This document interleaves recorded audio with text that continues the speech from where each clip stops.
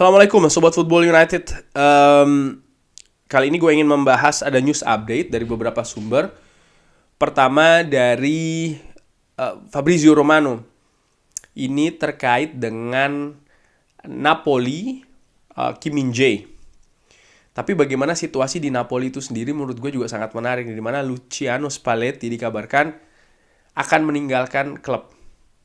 Sementara sebelumnya sang presiden bahkan mengatakan akan memperpanjang ya kan, akan mempertahankan. Tapi nampaknya ini ada sesuatu hal yang terjadi sehingga Luciano Spalletti memutuskan selesai di Napoli yang baru saja dibawa menjadi Scudetto di Serie A. Ada apa ini? Menurut gua ringan amatiran ini sekali lagi masih asumsi ya. Mungkin kebijakan sih.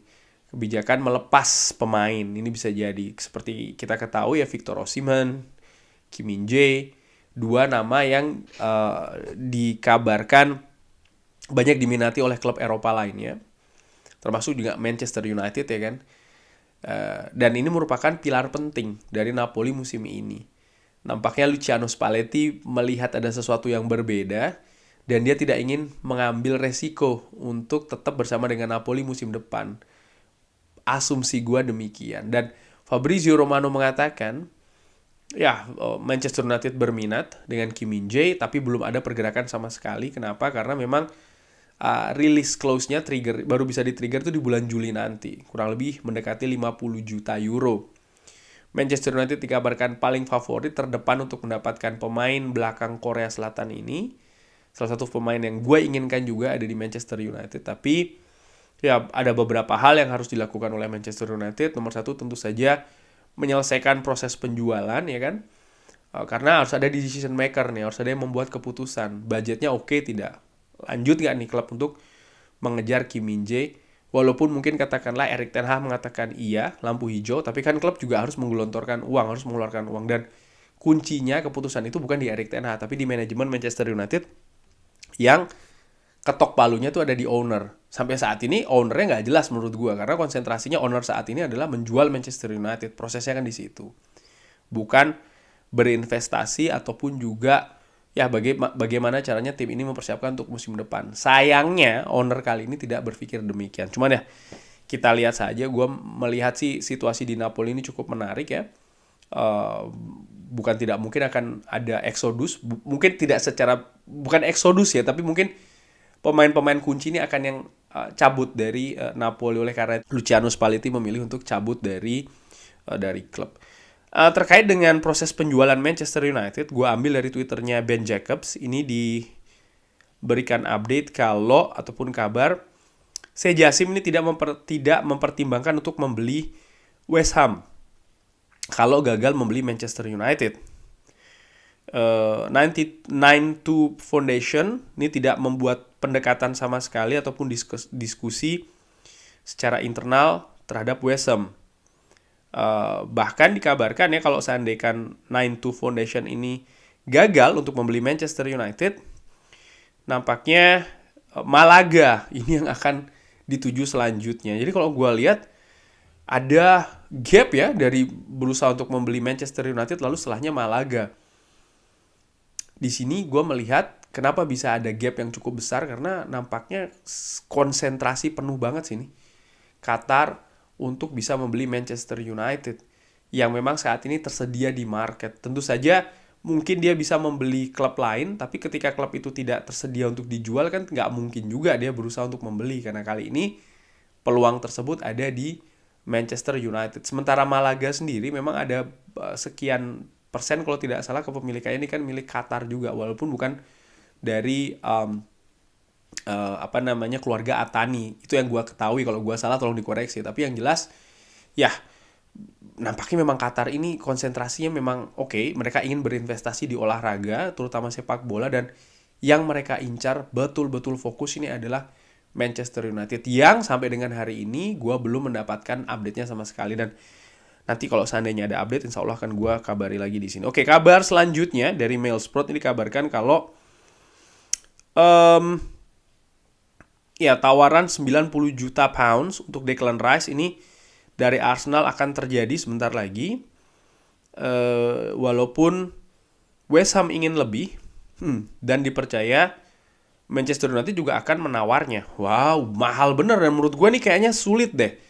Kenapa? Karena Manchester United, ya kalau mau ngejar Harry Kane aja ataupun Victor Osimhen atau siapapun, harganya 100 juta. Declan Rice 100 juta juga. Jadi dua pemain 200 juta. Menurut gua nggak mungkin. Budgetnya 100 juta lebih sedikit, harus pakai ada jual pemain gua nggak pikir akan nyampe 100 juta gitu. Jadi ya ini akan sulit sih. Mungkin bisa ya, tapi kecil peluangnya menurut gua sih dengan amatiran untuk budget dulu dari Manchester United. Dan gua suka Declan Rice, tapi harganya menurut gua sih ini ya terlalu tinggi sih kalau sampai 100 juta. Bisa jadi kenapa demikian, karena dia merupakan pemain andalan dari West Ham, kapten West Ham juga, pemain talenta, potensial, masih muda juga. Dan tentu saja sisi plusnya adalah dia pemain Inggris. Nah, pemain Inggris biasanya kalau di transfer market ya, di Premier League, harganya akan naik. Kecenderungannya demikian, naik artinya di atas valuasi pasar rata-rata gitu loh. Sehingga ya contohnya Declan Rice ini akan naik juga cukup tinggi. Jude Bellingham juga demikian kan menurut gue. Walaupun secara kualitas menurut gue dua-duanya bagus. Cuman ya gue meragukan si Manchester United akan go for it. Artinya akan ikut juga ya kalau harganya memang setinggi ini sih. Fabrizio Romano ini memberikan komentar tentang Erik ten Hag dan juga Jurriën Timber. Dikatakan kalau Erik ten Hag ini sangat ngefans dengan Jurriën Timber. Tapi ini akan tergantung apa yang terjadi di Ajax ya. Ajax musim ini bukan musim yang baik. Mereka kehilangan title juara Eredivisie. Sempat kacau musim ini. Jurriën Timber di sisi lain sempat dikaitkan ke Manchester United musim panas lalu. Tapi malah menandatangani kontrak baru dengan Ajax ya kan. Sehingga kalau seandainya Manchester United ingin mendatangkan Jurriën Timber, harganya akan lebih tinggi daripada musim lalu. Karena ya dia baru saja memperpanjang kontrak. Dan nampaknya memang Ajax melihat pemain ini proyeksinya masih panjang, potensinya masih panjang. Walaupun gue tidak menutup kemungkinan sih akhirnya dia juga akan dijual oleh Ajax. Seperti biasa Ajax selalu memproduksi talenta-talenta luar biasa. Lalu setelahnya kalau tidak di Ajax ya akan dijual ke tim lain dengan harga yang bagus, yang tinggi juga. Mungkin Jurriën Timber pun juga akan demikian. Cuman kalau dari sisi permainan bagaimana? Musim ini gue melihat ada ketidakkonsistenan Jurriën Timber. Ya ini juga sejalan dengan ketidakkonsistenan penampilan Ajax dan juga situasi di Ajax sih sebenarnya. Cuman gue melihat pemain ini nampaknya masih hijau, masih belum jadi gitu loh. Artinya dia tidak bisa memberikan sesuatu yang berbeda di atas lapangan ya kan, ketika keadaan itu mungkin tidak menguntungkan bagi tim. Kenapa ya? Karena memang impact-nya dia ini masih belum besar-besar banget, katakanlah demikian, terutama di posisinya dia di sektor belakang ya. Tapi gue juga melihat dia ada potensi yang sangat besar sekali. Di samping juga keunggulan dari Jurriën Timber ini, dia bisa bermain di beberapa posisi ya kan, back tengah, back kanan, bahkan gelandang bertahan pun juga bisa dimainkan oleh pemain muda Belanda ini. Kita lihat saja, dan ya karena harga gua katakan tadi kan, di baru saja kontrak diperpanjang ya harganya juga akan tinggi. Dan gua berpikir Manchester United yang dikaitkan dengan Kim Min-jae ya kan, antara Kim Min-jae atau Jurriën Timber, kalau bisa memilih salah satunya gua lebih memilih Kim Min-jae sih. Sudah lebih senior, lebih berpengalaman, kualitas juga bagus ya kan.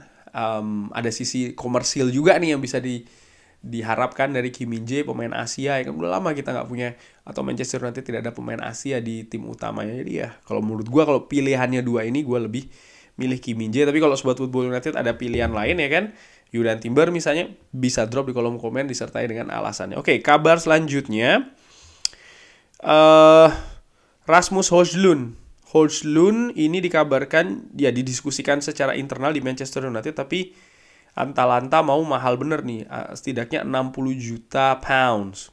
Mahal banget. Manchester United di selanjutnya ini ya, terkait dengan striker, dikabarkan memprioritaskan striker yang sudah jadi.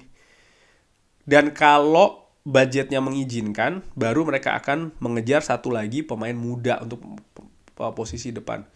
Seperti yang gue katakan kan, ini juga merupakan apa ya, hal yang gue inginkan, di mana Manchester United mendatangkan 2 striker, satu striker yang memang sebagai andalan katakanlah demikian ya untuk lini depan untuk mencetak gol, lalu satu lagi yang lebih muda seperti Julian Alvarez dan juga Haaland di Manchester City. Kebetulan dua-duanya muda sih, tapi kan jelas tuh perannya mana yang pertama mana yang kedua. Nah, gue juga berpikir Manchester United bisa meniru dalam tanda kutip konsep tersebut. Tapi Rasmus Højlund pemain bagus, ya intinya oke, bagus, muda, tapi harganya kemahalan sih menurut gue. Dan kalau dilihat Manchester United ngincar siapa? Harry Kane, Osimhen ataupun Vlahovic, terlalu riskan sih menurut gue dengan budget yang juga tidak terlalu melimpah ya untuk musim depan, sehingga mungkin pemain muda ini harganya yang agak lebih murah lah katakanlah demikian. West Ham dikabarkan ini mengincar pemain bertahan ya untuk memperkuat lini pertahanan, dan Aaron Wan-Bissaka dikabarkan ini diminati oleh West Ham. Aaron Wan-Bissaka ya pembicaraannya pasti sama seperti musim dingin, sama seperti musim panas. Kalau ada tawaran yang oke akan dilepas oleh Manchester United, dan ketika itu terjadi baru Manchester United akan mendatangkan pemain baru. Tapi gue melihat secara teknis ya apa yang ditunjukkan oleh Aaron Wan-Bissaka selama beberapa waktu terakhir ini luar biasa sih. Dia bisa merebut posisi bek kanan utama dari Diogo Dalot ya kan. Ini menurut gue yang menunjukkan peningkatan permainan dari Aaron Wan-Bissaka, sehingga kalau gue bisa memilih, gue lebih memilih untuk udahlah biarkan Aaron Wan-Bissaka dengan Diogo Dalot. Mungkin ada sobat bola itu mengatakan ya jual saja Dalot ya kan, bla bla bla. Gue sih enggak. Dalot terlihat jelas ini menjadi project dari Erik ten Hag. Erik ten Hag ingin memperpanjang kontrak dari Diogo Dalot, artinya memang ada skema untuk Diogo Dalot, dan gue melihat pemain ini masih muda, masih sangat mungkin untuk ditingkatkan kemampuannya. Pemain bukan robot, pemain adalah manusia yang tentu saja bisa dipacu lagi, dan ini adalah tugas dari tim kepelatihan. Lalu terakhir kabar tentang Dusan Vlahovic.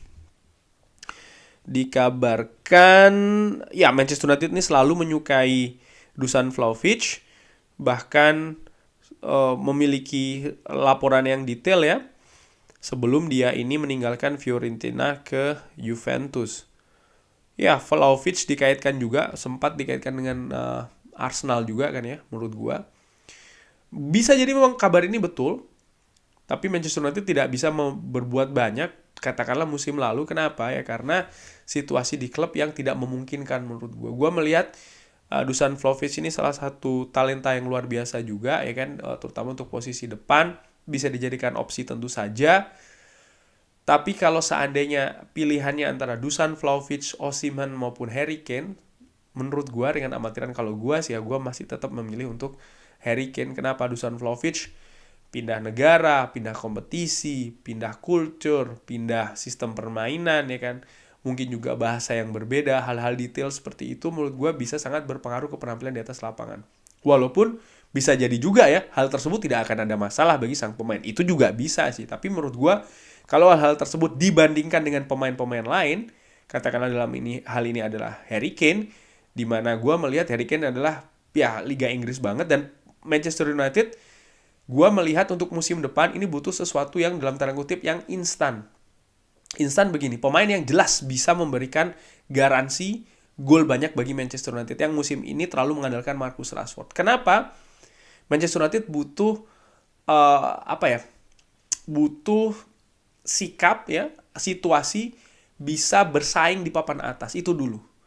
Di samping juga proses terus berjalan. Makanya tadi gue katakan kan, Manchester United menurut gue skema terbaiknya adalah mendatangkan satu senior striker, katakanlah Harry Kane, dan juga satu striker muda yang memang diproyeksi untuk belajar dari sang striker senior tersebut sebagai backup, dan nantinya juga akan diproyeksikan untuk melanjutkan striker tersebut. Itu sih menurut gue.